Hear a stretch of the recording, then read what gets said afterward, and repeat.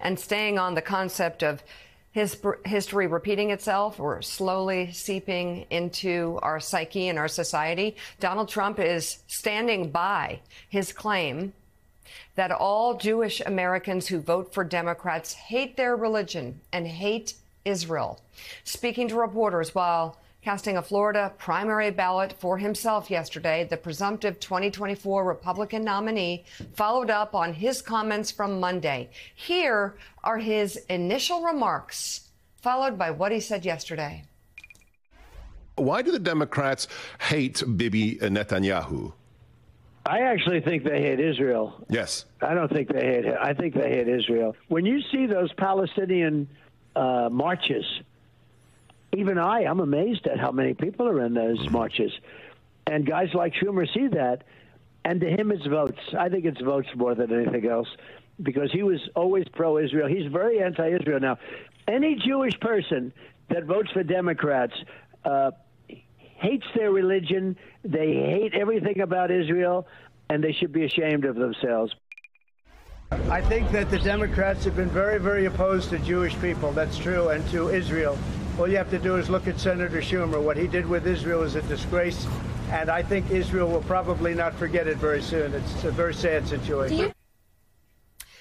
On Capitol Hill yesterday, Senate Majority Leader Chuck Schumer condemned Trump's comments, and we also heard reaction from a number of Senate Republicans.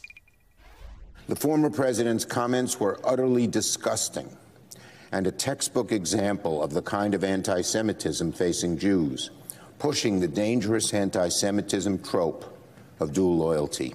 To say you hate Israel or your religion because you have one political view over the other is sick, it's hateful. It is unadulterated anti-Semitism. That's highly offensive. We do not in this country attack people based upon their religious beliefs or their political views.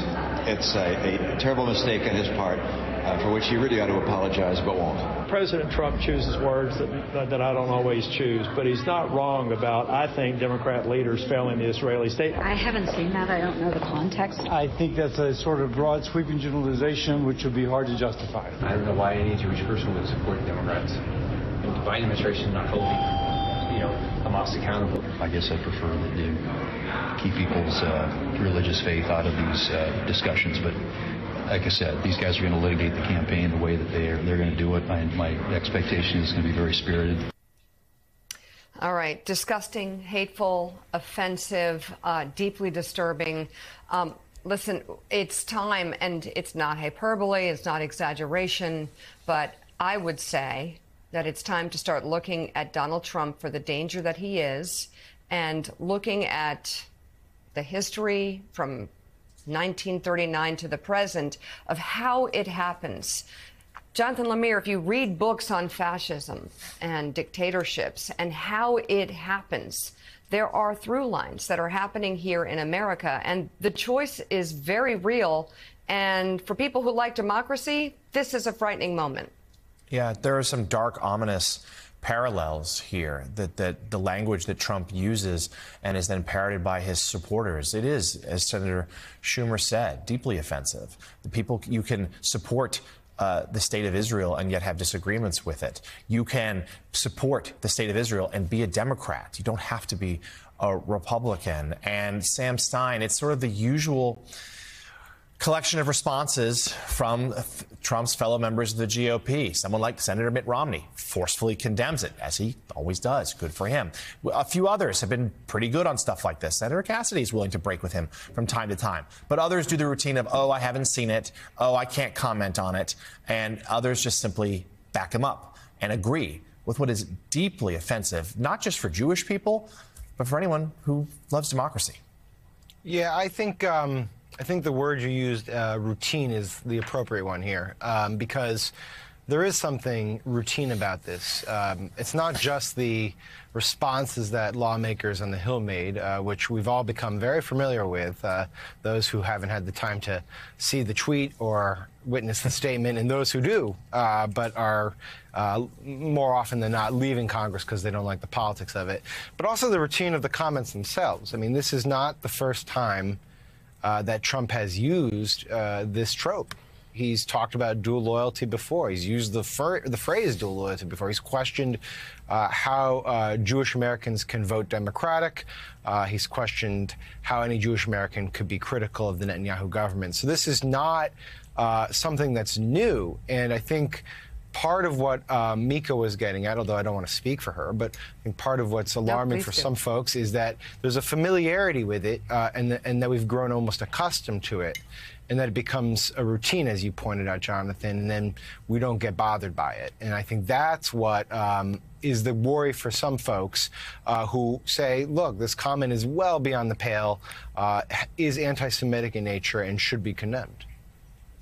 For sure. Admiral, you and Mika were discussing sort of the parallels to 1930s Europe and America. And what strikes me is that time in America, this country was led by Franklin Roosevelt.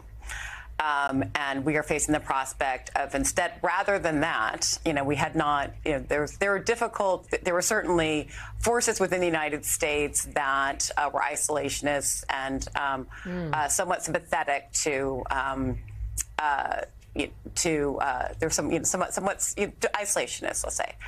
Yeah. But we didn't have things like January 6th happening here, right? We weren't facing the prospect of a leader that had aligned himself with Hitler as Trump has aligned himself with Putin.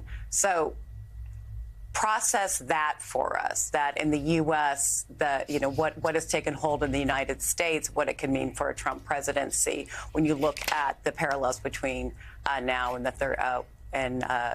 Europe in the 30s. Jen, when asked, as I often am, what are the implications of a Trump presidency in my wheelhouse? I'll let the domestic politics to the excellent Morning Joe team. But internationally, I get the question constantly from all around the world.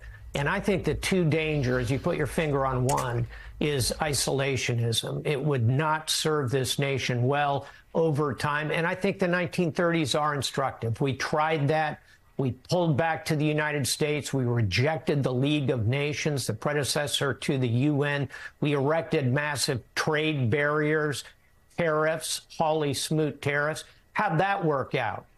Well, we cracked the global economy. We were attacked at Pearl Harbor. And Nazi Germany, by the way, declared war on us. So history will find us. Isolationism doesn't work. And the other thing I worry about a lot, and you're seeing it here, is the unpredictability, the erratic behavior that bleeds into foreign policy. The world wants stability and guidance and a central set of thoughts from the United States of America. And it's hard to see that from Donald Trump, going back to what we just talked about, because his comments are not only erratic, they're incendiary and they're divisive, incredibly divisive. And last thought, think how all of this is received in Moscow, in Beijing, in Tehran, in Caracas, in Pyongyang, North Korea. They are thrilled when they see us divided and arguing and driving stakes between different segments of our population. Those are the big three dangers here. It's the erratic, it's the isolationism, and it's the division of our society. All of those things are causing people to do high fives in the nations that oppose us and hate us. A very heavy conversation to have about the big three dangers and the threat from within first thing in the morning, but we need to have it. We need to face it. We need to notice this every day and not be numbed by it, because the risks are high here and they're right in front of us. Retired 4-star Navy Admiral James Stavridis, thank you very much.